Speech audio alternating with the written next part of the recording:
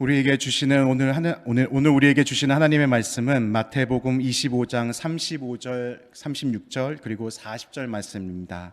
Today's scripture is coming from Gospel of Matthew, 25th chapter, verses 35, 36, and 40. 영어로 읽어드리도록 하겠습니다. Verse 35 says, For I was hungry, and you gave me something to eat. I was thirsty, and you gave me something to drink. I was a stranger, and you invited me in. I needed clothes, and you clothed me. I was sick, and you looked after me. I was in prison, and you came to visit me. Verse 40 says, The king will reply, Truly I tell you, whatever you did for one of the least of these brothers and sisters of mine, you did for me. This is the word of God for the people of God. Thanks be to God. 감사합니다. 제가 시작하기 전에 혹시 영어로 설교를 듣기 원하시는 분, 저는 한글로 할 거기 때문에 If you need English translation, please raise your hand and you can have a receiver. So if you need. 네, 아무도 없으신 걸로 알고 시작하겠습니다. 지금 성탄절입니다. 다시 한번 목사님 인사해 주셨지만 메리 크리스마스 했으면 좋겠습니다. 좌우 앞뒤에 계신 분들께 메리 크리스마스 한번 인사할까요? 메리 크리스마스. 전 세계 200여 개 국가들 중에서 한 150여 개국에서 크리스마스를 기념한다고 합니다. 말레이시아 같은 아시아의 이슬람 국가에서도 크리스마스가 공휴일이라고 합니다. 세계적으로 이렇게 광범위하게 경축되는 축제일은 크리스마스밖에 없는 것 같습니다. 우리 각 가정에서도 그런 것 같습니다. 1년 중에 크리스마스만큼 큰 날이 없습니다. 우리 아이들 오늘 아침에 올 때 선물들을 잔뜩 받았을 거라고 생각합니다. 네, 저희 같은 다둥이 가정에서는 등골이 휘지만 그래도 아이들에게는 정말 신나는 날입니다. 연인들은 이 날을 손꼽아 기다리다가 선물을 주고 또 데이트를 합니다. 또 집을 떠난 자녀들을 둔 부모님들은 가족들이 다 모여서 너무나 기분이 좋습니다. 지난 주일과 오늘 예배에 가족분들과 함께 오신 분들의 얼굴들이 좀 보입니다. 그 어느 때보다 지금 표정이 너무 좋으십니다. 저도 여동생 가정이 오늘 이렇게 와서 함께 예배를 드리고 있는데 시간을 함께 보낼 수 있어 너무나 좋습니다.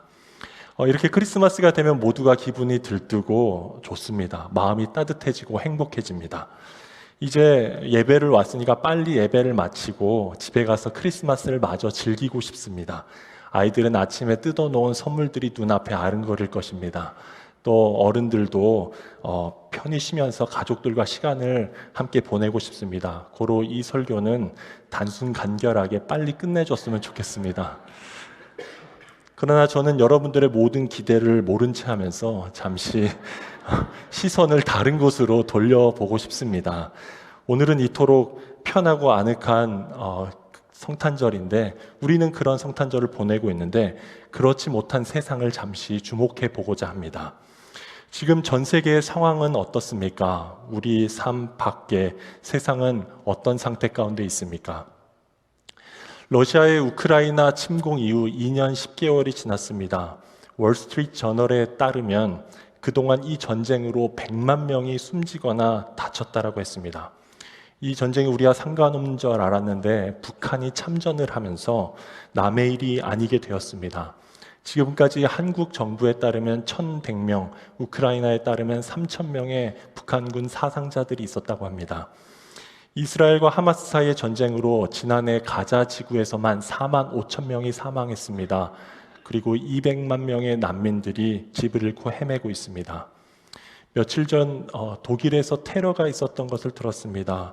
마그데부르크의 크리스마스 마켓에서 차량 돌진 테러로 5명이 숨지고 200명 이상 다쳤습니다. 또 지난주 위스콘신 메디슨의 한 기독교 사립학교에서 총기 사건이 있었습니다. 용의자를 포함한 2명의 학생과 1명의 교사가 세상을 떠났습니다. 뉴욕타임즈에 따르면 이번 사건은 올해 들어 미국에서 발생한 323번째 학교 내 총기 사건이라고 했습니다. 유엔에 따르면 현재 전 세계 인구 중에 영양실조 상태인 사람은 8억 8천만 명이라고 합니다. 반면에 과체중인 사람은 2배인 17억 7천만 명입니다. 올해 굶어 죽은 사람이 세계에서 1천만 명이고 안전한 물을 마실 수 없는 인구는 7억 6천만 명이나 됩니다. 올해 전염병으로 죽은 사람은 1억 3천만 명, 암으로 사망한 사람은 800만 명입니다.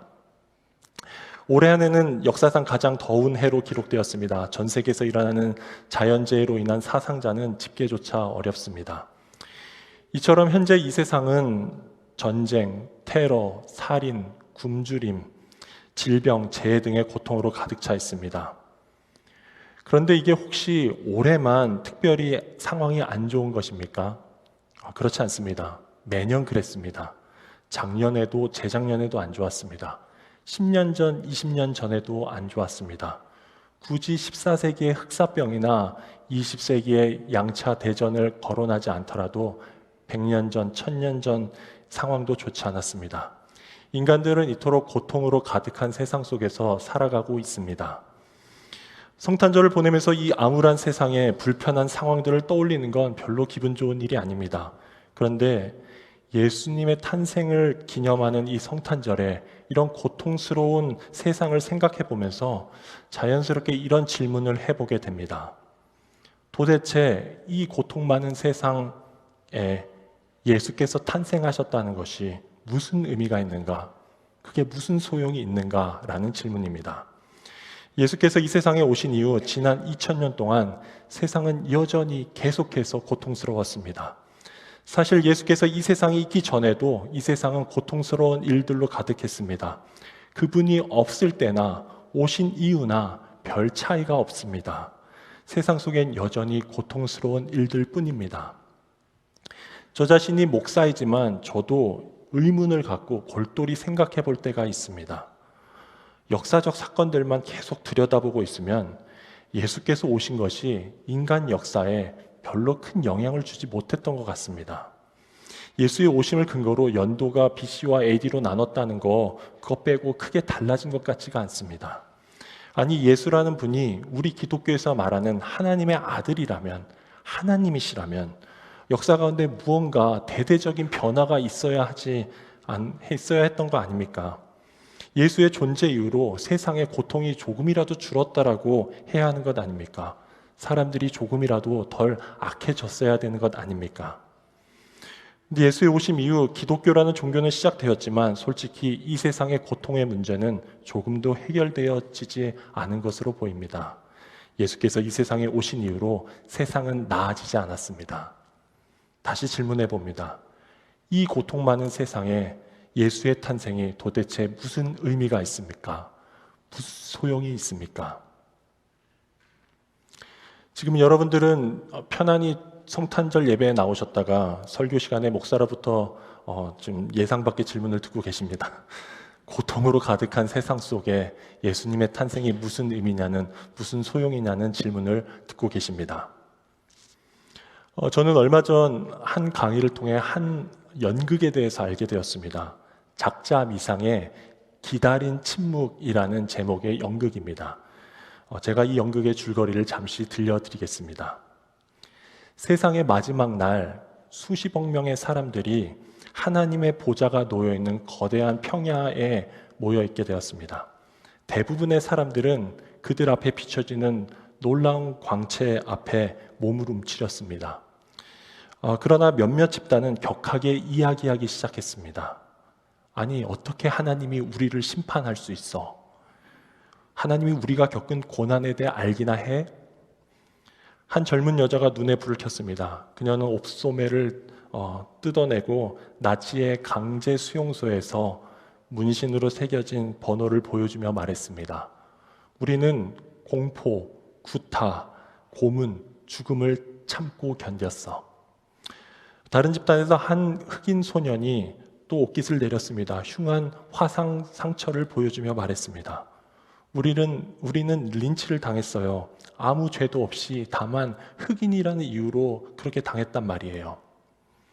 또 다른 무리 중 우울한 눈빛에 한 임신한 여학생이 말했습니다. 왜 내가 이 고통을 당해야 돼요? 이건 내 잘못이 아니에요. 그런 집단들이 수없이 많이 있었습니다. 그들은 각자 하나님이 이 세상에 허용한 악과 고난에 대해 불평했습니다.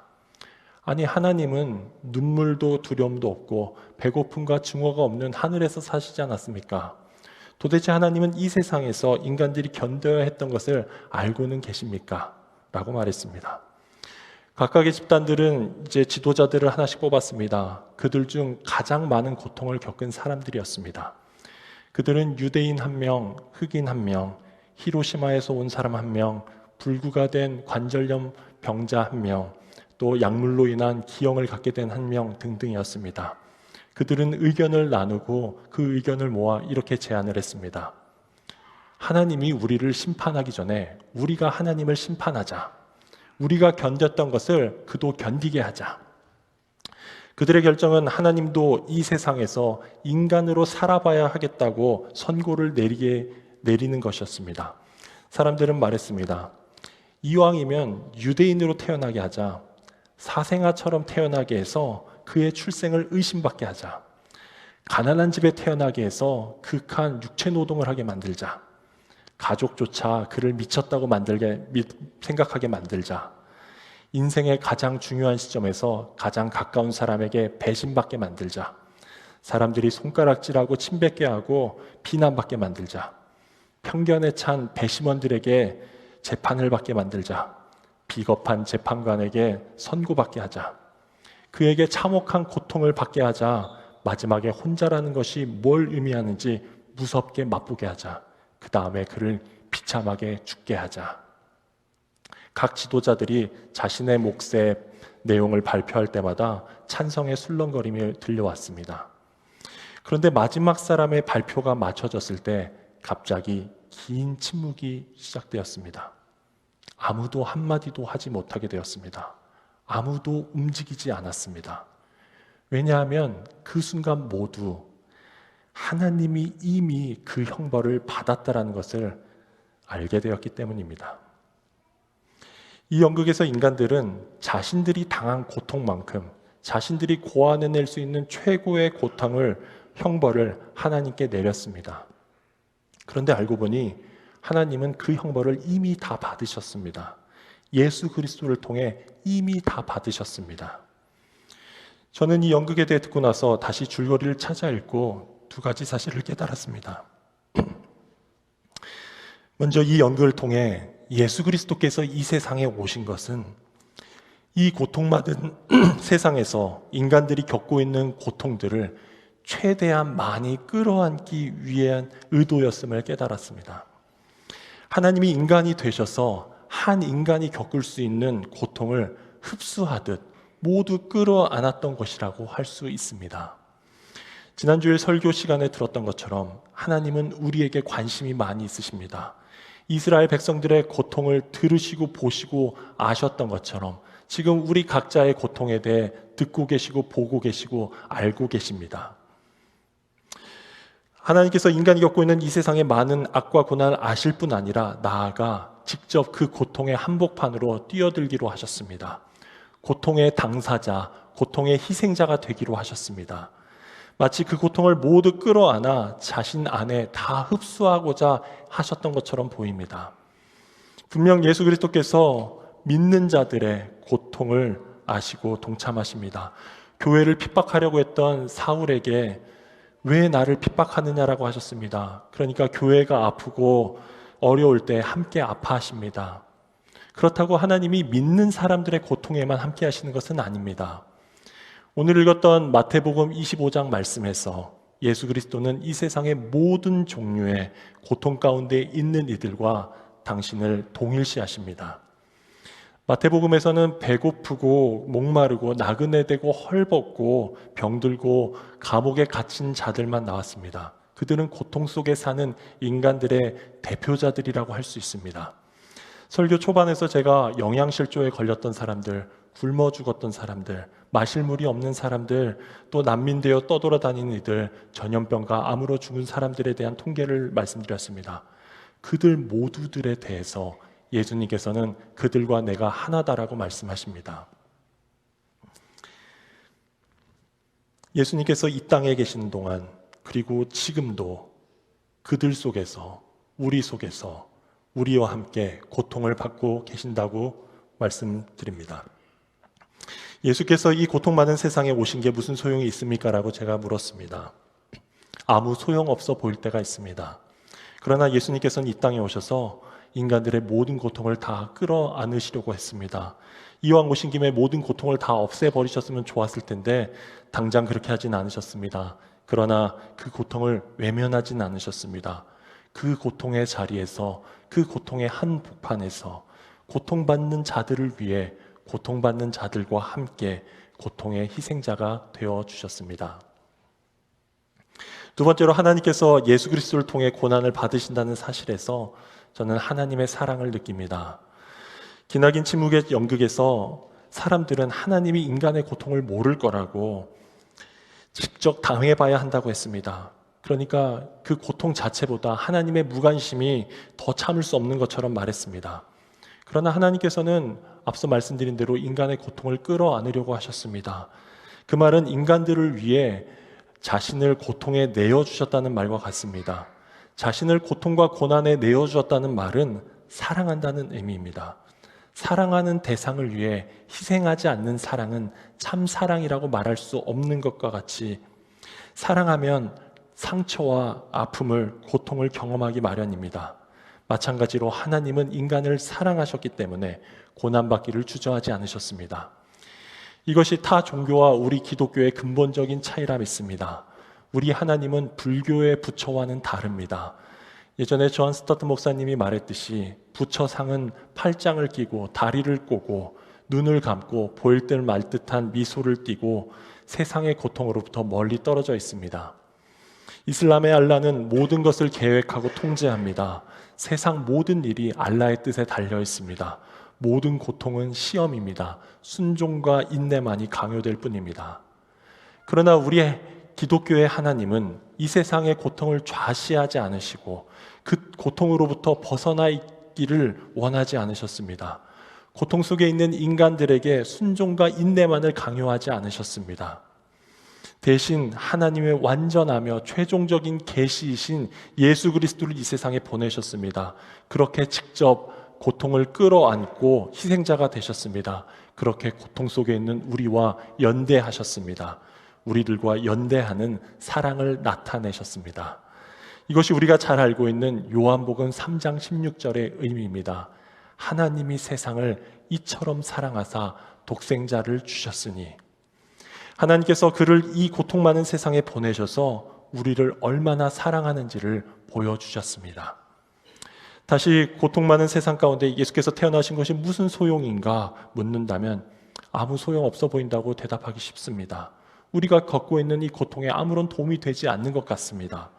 그러나 예수 그리스도께서 이 세상에 오셔서 다른 건 몰라도 단 한 가지 사실만은 보여주시고 증명하시길 원하셨습니다. 하나님이 고통 중에 있는 너를 알고 계신다. 너를 사랑하신다. 눈물과 슬픔, 아픔과 죽음으로 가득한 세상 속에 너를 내가 사랑한다. 이 세상에 오신 예수 그리스도께서 우리 모두에게 지금 말씀하고 계신다고 믿습니다. 나는 결코 너의 고통을 보고 있지만 않을 것이다. 참고 견디라고만 하지 않을 것이다. 너희가 고통이 있을 때면 나도 너와 함께 있을 것이다. 너희의 고통 가운데 사랑으로 너를 품고 있는 나를 바라보아라. 우리 모두 이 음성을 들을 수 있게 되길 바랍니다. 이제 말씀을 마무리하겠습니다. 성탄절 가장 행복하고 기분 좋은 날입니다. 복잡한 얘기는 듣고 싶지 않은 날입니다. 그러나 조금만 눈을 돌려보면 우리 모두 고통의 문제로 가득한 세상 속에 살고 있습니다. 제가 앞서 세상의 고통에 대해서만 말씀을 드렸는데 사실 아무 문제 없는 것처럼 지금 앉아 계신 여러분들의 삶 가운데도 나름의 고통의 문제들이 있으리라고 믿습니다. 고통 많은 세상에 예수의 탄생이 무슨 소용인가라는 질문은 고통 많은 내 삶 가운데 예수의 탄생이 무슨 의미인가라는 질문도 될 수 있습니다. 예수님께서 이 세상 모든 종류의 고통을 받는 이들과 당신을 동일시하셨다라고 말씀드렸습니다. 고로 온갖 어려움, 병듦, 방황, 슬픔, 갈등, 우울, 공허함 등을 겪고 있는 내 삶 가운데도, 내 고통 가운데도 그분은 함께 하십니다. 내 고통에 동참하고 계십니다. 연대하고 계십니다. 그렇게 하심으로써 나를 내버려 두지 않으셨고 나를 힘들게만 하지 않으시고 나를 사랑하심을 나타내십니다. 부디 이 고통 많은 세상 가운데, 문제 많고 고통스러운 내 삶 가운데 들어오셔서 고통을 끌어안으시려는 예수님을 만나게 되길 원합니다. 이 세상과 우리 삶 가운데 오셔서 그 고통 속에서도 참 사랑을 보여주시기를 원하시는 그 예수님을 새롭게 경험하시는 저와 여러분 되실 수 있기를 진심으로 기도합니다. 함께 기도하겠습니다. 우리 잠시 기도하는 시간을 갖겠습니다. 오늘 말씀을 기억하며 기도하겠습니다. 목사인 저도 잘 믿겨지지 않을 때가 있습니다. 예수님이 오셔서 이 세상이 뭐가 달라졌는지 모르겠다고 느껴질 때가 있습니다.